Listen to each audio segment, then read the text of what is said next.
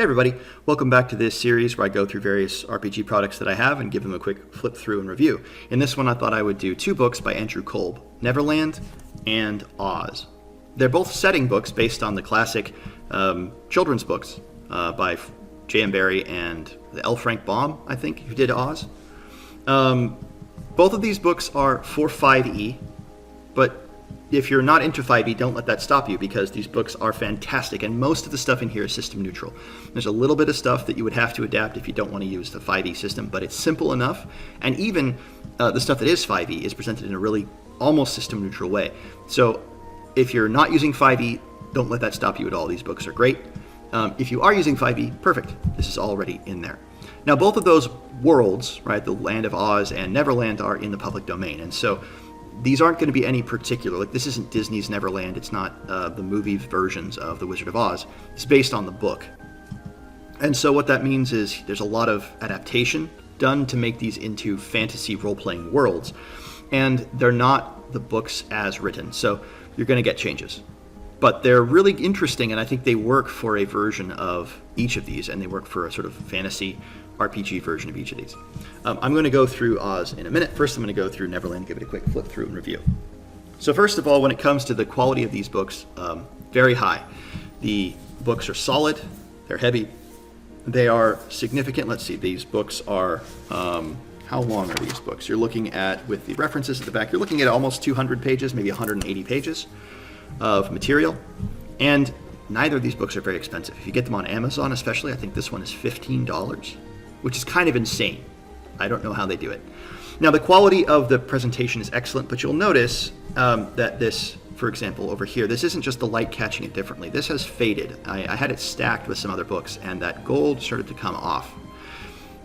You know, it's $15. You can get it on Amazon for $15. If you buy it elsewhere, it's a little bit more expensive, but for a book that feels like it's a solid, I mean, this thing is heavy. It's quite large. It's standard size. The pages are big. The quality of the presentation looks amazing. So, you know, you wonder where they cut corners, and I think that's one of them. But as long as you take a little bit of care with it, this book will maintain its gorgeous presentation for a lot longer. The back cover, very similar. It has that beautiful gold trim.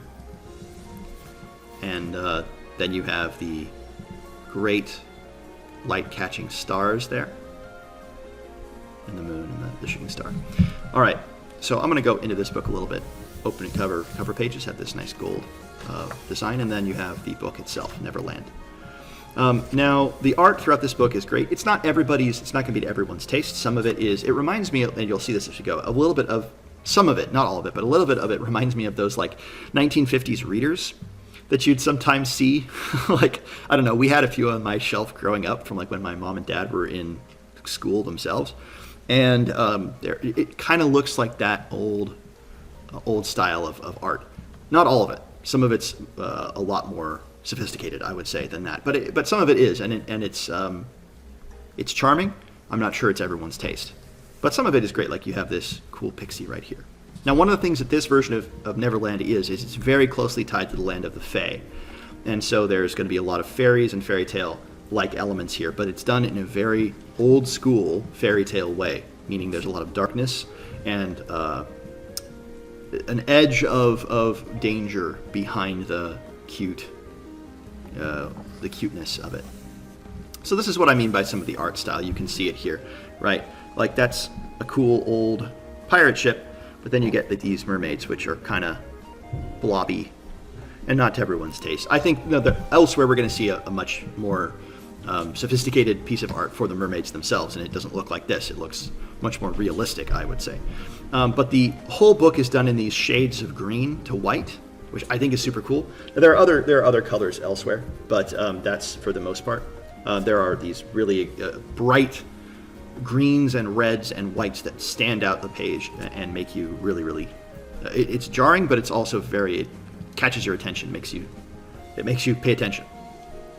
So this book has a brief overview of what's going on in the different factions here. You have some changes to the world. For example, the Native Americans, the Indians, as J.M. Barrie puts them, they're gone for pretty obvious reasons these days. And they're replaced by the cunning folk, who are these sort of nomadic tinkers. They're cool. I like that addition. They're a really cool change. And there are other changes that have happened here as well, just to make things more suitable for modern audiences. Now, there's some really, really cool ideas about travel and flying. Obviously, in Neverland, flight is an important thing. There are hollow trees that you can step into one and come out the other. Whirlpools will take you down in one place and pop you up in another place. There are just all of these different ways of running into things that are really cool. Island routine. So this has a whole routine in terms of time. There's a clock, a daily clock, and there's also a month that you can keep track of. And depending on the hour of the day, certain things will be happening. And depending on the day of the month, the crocodile, because of course this is Peter Pan, there's the giant crocodile, it'll be in a different place. The giant crocodile is also a big dungeon. You can go inside it and encounter the dungeon within the crocodile. There are things called chime hours where at certain times of the day, I think it's 6 and 6, the chime hours, 6 in the morning and 6 at dusk and 6 at dawn. These chimes can be heard all throughout the island, and special things happen in each hex, because this is a hex crawl. Now, there's some really cool ideas in terms of enjoying yourself here. There's recreation, fun and recreation, things to do here. Magic and power, powers of names, children and fairies, and why children are so important to fairies. There's defense against spellcasters. Now, this is what I mean when one of my complaints about 5e is that everything is, a lot of D&D games, right, I guess, but everything is very mechanical. So it's like, a witch casts a curse on you. It's this spell effect, right? You have this spell effect. You're baned until you have a remove curse cast on you or something like that. Well, the ideas that Andrew gives in this book are not like that. They are things like the witch bottle, where you collect hair and nail clippings and mud and things, and you put them in this bottle, and you are protected against that caster, the person you've put their stuff in this bottle. And it just says the game master will develop the details there. So it's just a little bit of in-world magic, and again, the magic fits very well with the idea of the world itself, which is key. I've said this before, but I think magic is one of those make or break things where if you do it well, it can blend the system and ground it and make it really, really appealing and logical. And if you do it badly, it just breaks the fantasy. Well, the magic and the fairy elements and the things that they add here are very much in tone with the rest of the book, and they don't break anything. Elfheim, which is where you can go, the land of the fairy. Neverland in this book is sort of like a doorway between Elfheim and our world, so it has elements of both. For example, food. Here you can just believe in food, and if you believe in it strongly enough, it'll appear, and you can eat imaginary food, but you have to believe, and so you have to roll, right? Or, for example, when you fight fairies, if you believe that you can hurt them, then you can hurt them, and so instead of making a strength or dex attack, right, instead of using your strength or dexterity for your ability modifier when you make an attack against a fairy, you use your wisdom, which is really interesting because it means that really strong, really dexterous fighters or thieves who can do really good sneak attack damage in 5e terms are going to be less likely to hit a fairy because they probably don't have high wisdom, which is kind of cool. There are rules for scrying and how you discover things. So, for example, burning names. This is awesome. If you want to find somebody in Neverland, one of the ways you can do it is you write down a bunch of possible people. If you're trying to find out which person is your enemy, for example, you write down a bunch of names on a list and you burn the list in a fire that has magical reagents in it. And whichever name burns brightest or doesn't burn at all, that's the one you're looking for. Or if you're trying to find a particular location or you want to find out where something is, you do the same thing. So there are rules like that, cool ideas like that about finding particular places, just cool tidbits that make this world interesting. There is some more advanced rules about how to restock dungeons or to scavenge the dead or things like that, harnessing the power of a fallen star because stars fall at certain times over this place. Chase sequences if you want to do that sort of thing, and just extra rules and advice on how to do those things. One of the great things about this book is that he does not give you advice on how to run RPGs. He assumes you're not stupid. He gives you no advice there and jumps right into it. Now, here we have the monster manual. So the first was just the world itself. Now we have the cast. And this is where I think this book shines. The creatures here are awesome. Some of these, you can see that these are really creepy creatures, some of these. If you get some of this art here. There's a bear. But there are these dead guys. And so the art here is cool. Or you have here the particular kind of undead dwarves that follow you around. They always chase down the last person who killed them. and they always come back unless they're killed in a very specific way. So you have these recurring villains. The first time the player fights them, they don't think anything of it. They kill them and leave, and then they come back and chase them down and track them down. They're kind of like revenants in that way. They come back over and over and over. The blue men, these guys are great. You fight them, and they will basically call out rhymes at you as they're attacking you, and if you, the player, don't finish the rhyme in an appropriate or reasonable way, then they have advantage on their attacks, and you have a harder time hurting them back. But if you finish the rhyme, then you get advantages back at them. So it's just really funny things like that, really cool ideas that you could steal for your own games. Now, all these creatures are given in very short stat blocks, in 5e terms. Those are short stat blocks. That's what I mean. It's really simple. You get a simple save system, +3, +2, -1. What are they good at? What are they kind of good at? And what are they bad at? And that's all of the stats are given in those terms. Immunities, weaknesses, and resistances, and then the attacks and a special ability. Very, very simple stat blocks for 5e, especially. And you could use them in any system. Here's the crocodile. Now, a lot of the creatures in here are Fey creatures. For example, the Kate Sith, which is, Final Fantasy. And you'll notice that next to the Kate Sith, there is a little red flower. I don't know if you can see that. But that indicates the creature is a Fey. And so there are lots of little red flowers throughout the monster manual for the creatures that are Fey. And Fey creatures have special weaknesses and powers. And so for every Fey creature, they have the power of belief, which means you have to believe in order to hit them. And usually they're hurt by things like cold iron or magic in a more particular way. And then they also have things like true names. So if you can find that creature's true name, then you'll have an advantage against them, things like that. We have the cunning folk, which are the replacement for the Native Americans. Inhabitants of Elfheim. Really cool creatures. Oh, this is one of my favorite, the Gabriel Hounds. They always have the face of the next person who's most likely to die. I think it's really creepy. Really cool, though. You have the giants, a bunch of giant ants, one of the major factions on the island. They're intelligent, or at least the queen is. You have the gnomes, the pecks, the red caps. I like the fact that they call them pecks because, of course, that's the name of the insulting name given to the Nelwyn in the movie Willow. You have golems, who are created by Michael Darling, who is now a crafter on the island. Green Teeth, creepy water hag. You have the great white bird, which is this giant pelican, basically, that lives in a giant, huge nest floating way above the island, and you can go up there, and the nest has like pirate ships stuck in it, and it's a massive nest, right? You can see these are little normal birds on the back of this massive guy. You can find a giant egg up there, and lots of stuff to go do up there.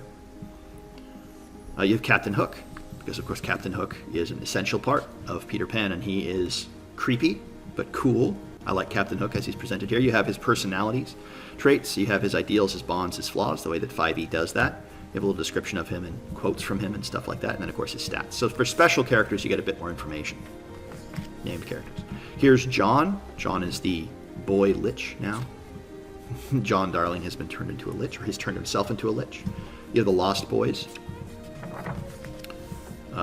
You have mermaids. See, this is what I meant. This is a much more sophisticated picture, much less silly of a mermaid, but it's still in that interesting style. And the mermaids are divided into altos, baritones, sopranos, and tenors. And they each have different powers depending on the kinds of singing that they do. Here's Michael. He is now a giant crafter. You have moss gallants, who are moss knights who wander around doing the bidding of their crafter. There's, of course, Peter Pan. The first boy, the Everchild. He has all of his stats and traits and the way that he works and how he does what he does. You have the pirates. They've been put under a curse so that during the day they are skeletal. At night they appear as their normal selves. They hope that Hook can free them from the curse. Of course, he's the one that gave it to them in the first place.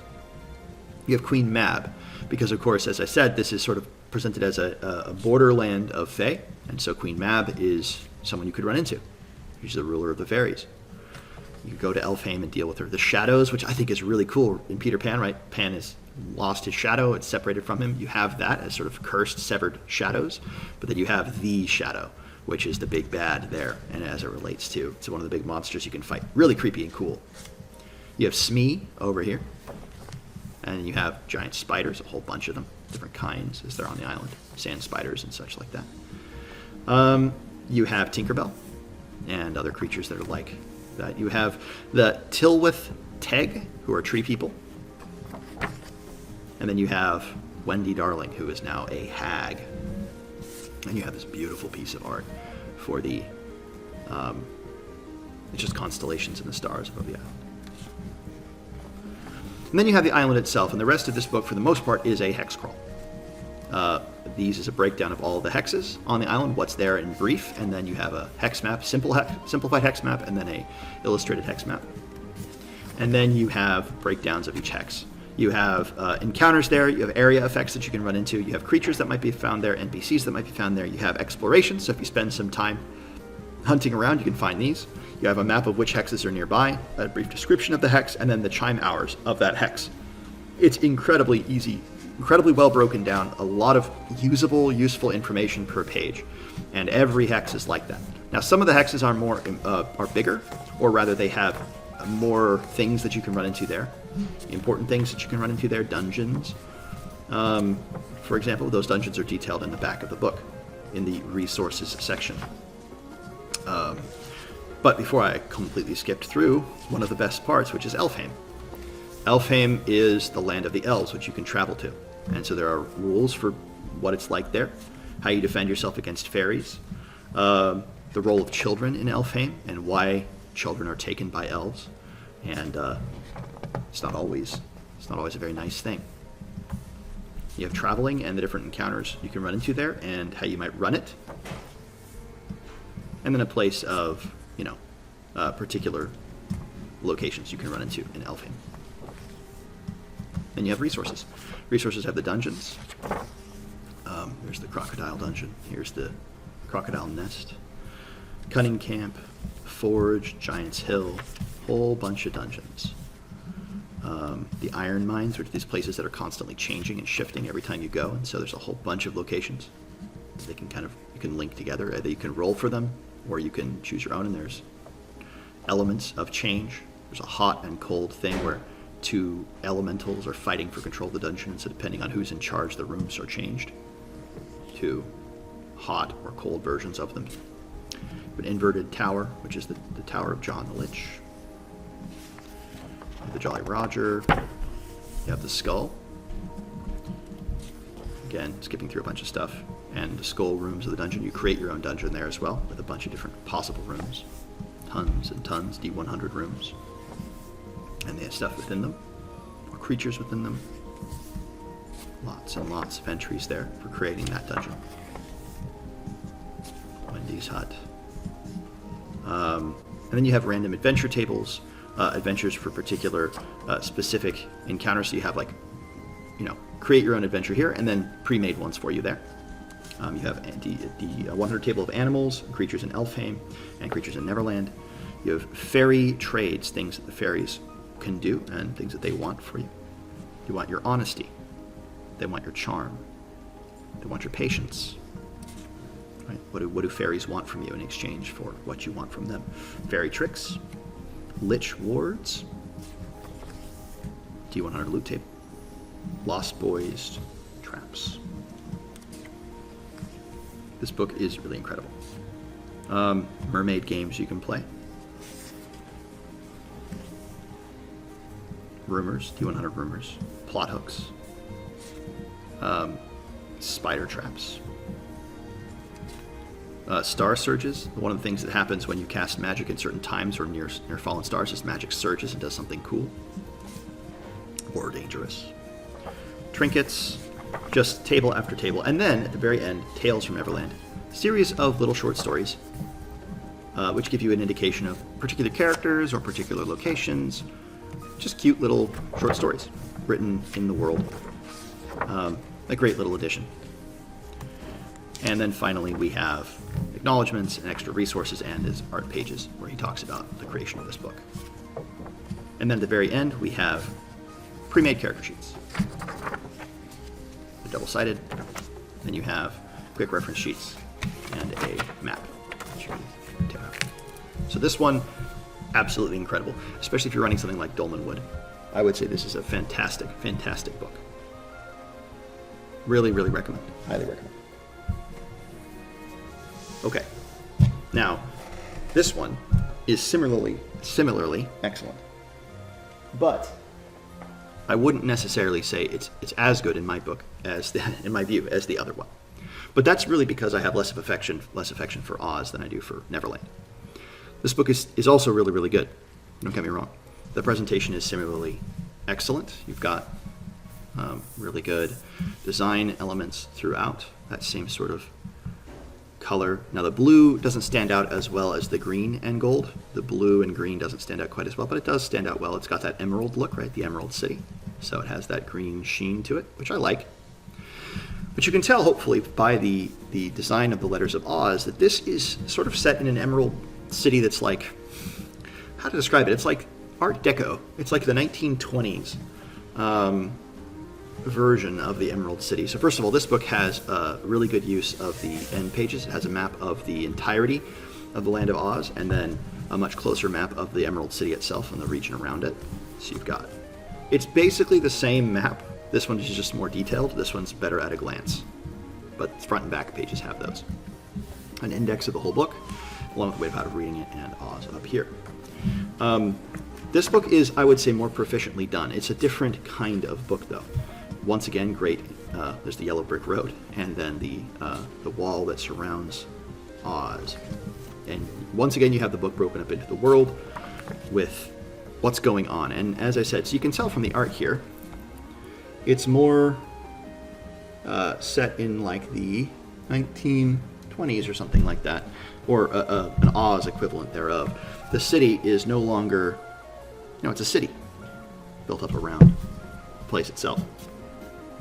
You have the factions that are going into it, the personalities. This one's much more personality driven. There are lots of characters and lots of factions. You can see it's a whole list of every faction. And there's a timeline of things happening and what happened in the past and what has recently happened. And there are conflicts that are happening politically and personally between lots of the big figures and lots of the made-up figures. And it's just a lot more different in its tone than Neverland. Neverland is a hex crawl where you're going to be moving around and exploring the hexes and running into these, adventures that you create kind of on the fly. This is something you're going to have to do some work ahead of time to create an adventure that makes sense, because it's all going to be political, or not necessarily all political, but it's faction play and it's quest-based, but it's city-based, and so it's a different kind of game. How the game works and what you're supposed to be doing there. There are relics, important relics that you're generally going to be trying to find, how to run it, and what you're doing. Point crawl, a locale crawl is another way of looking at it. It's a locale crawl, so you're going from regions to regions. There's how to do it with a point. There's sort of like point crawl explanations, locale crawl explanations, how you can do it either way, which is kind of cool. So again, explains how to run this particular kind of game. And it shows the breakdown of the factions in the city and like the class structure of the city. You've got trains. That's a big feature of this game, is you have trains that go above ground and below ground. So if you know Oz, this is very different. It's using Oz as a baseline for something very different. There's guilds are a big part of it. The mayors are a big part of it. Magic is obviously a big part of it. And then there are rules for currency and crime and punishment. It's just, again, very different kind of book, but excellent. And the presentation reminds me of something you might see in like Luca Rayet's books. Like it kind of has, for me, often, part of it reminds me of books like Ultraviolet Grasslands, because some of this art in some of these creatures are weird. So how to like design a street or a room, rules for that if you need to see if you need to have details of streets or rooms or things like that, how things are organized. Chase sequence examples, all that. Neighborhoods and all those things going on. Intermissions, which are sort of ways of taking breaks in between sessions, and what you can do during those intermissions, right, in between sessions. So there's sort of downtime activities you can do. Things like relaxing, making friends, or making and mending things, risk-taking, thieving, training. And then you have the cast. These are all the creatures of the world. And once again, fantastic creatures and great examples. Things you could steal from any game. weird. Some of them are very specific, button bright, but very often they are more general. You get, of course, people like the Tin Man are in here. People like Dorothy, obviously in Toto. You've got these creatures who speak in sign language, and so it has a brief description of sign language and ways that they really easily speak. You could try to learn that if you don't know it and get your players to understand some things. Glinda, of course. And you have lots and lots of creatures there.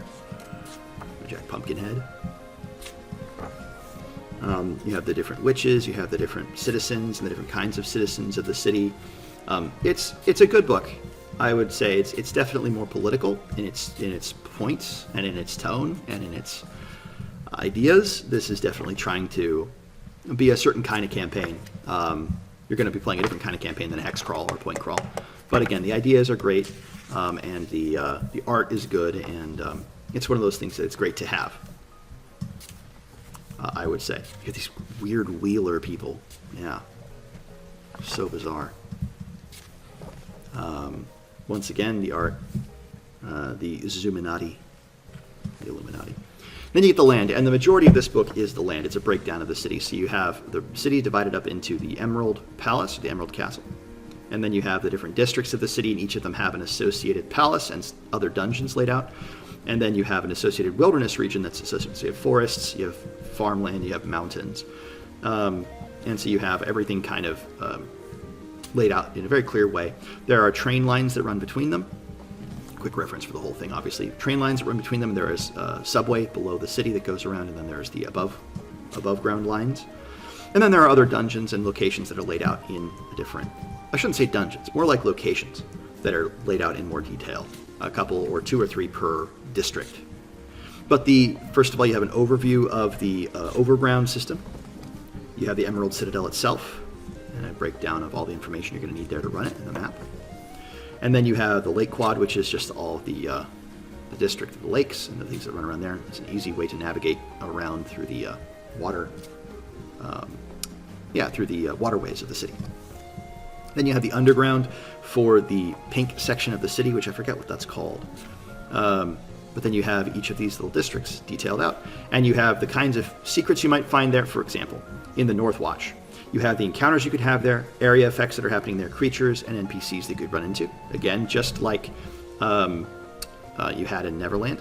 You have a what's nearby, so locations you could easily get to from this district, along with a brief description of that district. And then over here, you have first impressions of that district, along with the names of people you might run into there, navigation and troubles you can have navigating, events that can occur, particular characters you can run into, and then secrets you might find there, along with the mood of an NPC or the place, the status of a particular NPC, the guild they belong to, and a secret, or the secret organization to which they belong. And you have something like that for every location.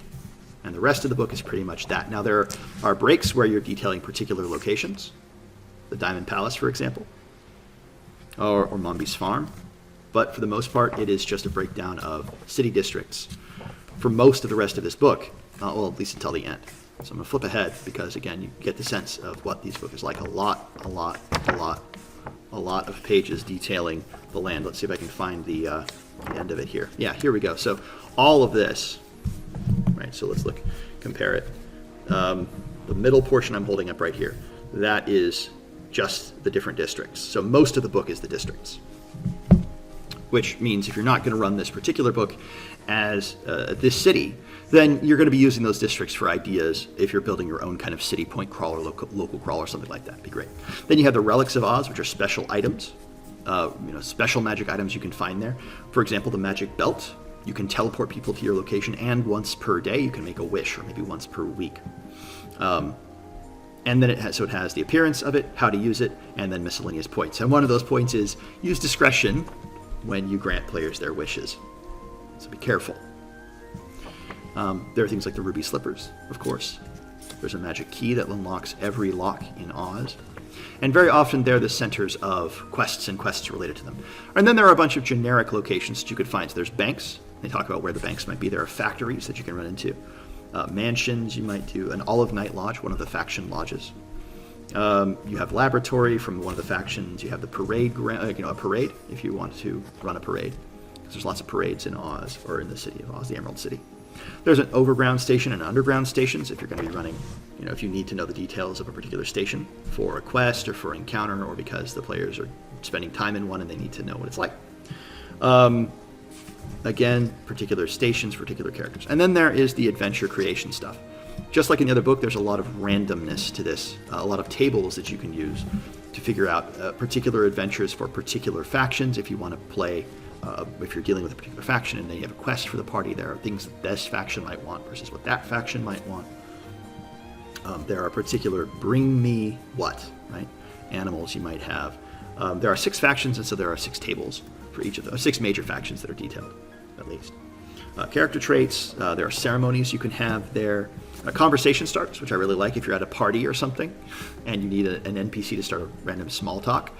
You can have roll in this table and there will be suggestions about what they might say if you need to. I think it's kind of fun. Gives you a sense of the kinds of things that people are talking about in the city, at least at these high parties. Different creatures for each of the different districts. What a crowd might be like if you run into a crowd. Sometimes a crowd is organized and happy. Sometimes it's an angry mob. There's exhibits that you can run into in museums and things like that. Different locations that are required. Lodging events, so if you stay at a place, what happens to you there? D100 loot tables. Lots of magical occurrences that can occur. Lots of different random tables for plot hooks, and again, lots of rumors. You're looking at tables, a lot of tables for making your own adventures, because there isn't a set adventure in this book. It's a location setting.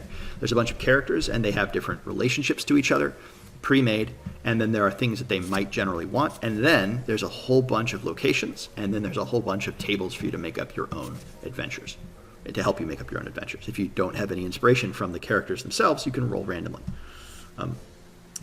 And then at the end, there's the same sort of thing. You get the pages of art and how he created it. And then at the very end, you get character sheets, pre-made characters that fit into the world of Oz. And then you get D100 loot tables and quick reference sheets if you want to print those out yourself. And then there is the map of the city that is able to be taken out. And then there's the final page, which is, again, a closer view of the city. So both of these books are excellent, but they're very different, right? This book is much more of a hex crawl. You're looking at running into random things on the hex. There are still factions, there are still groups, and there is a lot of material that I think would be applicable to a game like Dolmen would or to any other adventure. Whereas this one is much more specific in its setting, Oz. It's very comprehensive, gives you the entire city and a lot of adventures to have there. And if you like the city, then I think this would be a great book to run in. If you don't like the city, then it's much more modular. You can take the ideas and creatures from it and use them. Whereas this one, I think, is much easier to just play a hex crawl in it. Even if you're not super huge into Peter Pan and the stories there, the hex crawl and the dungeons there, you could change a little bit and it would just be sufficiently as an island hex crawl. You wouldn't have to call it, Peter Pan. You could just be an elf boy running around and you could just have a pirate ship that's nearby. And obviously it would be referenced by it, but if you didn't have. Whereas this is Oz. Right, this is very clearly Oz, and it's influenced by it, and it's this particular world is very, very detailed and very, very specific. However, I think given that they're both very relatively inexpensive and both have great resources and great presentation, I recommend getting them both. Good job by Andrew Kolb on both of these and the whole team, Neverland and Oz. I would say get them. Great books, and I'm definitely going to be taking ideas from Neverland in Dolmenwood when I run it, when it finally comes out. All right, guys, I'll let you all go. I hope you have a great day, and I'll see you in another video.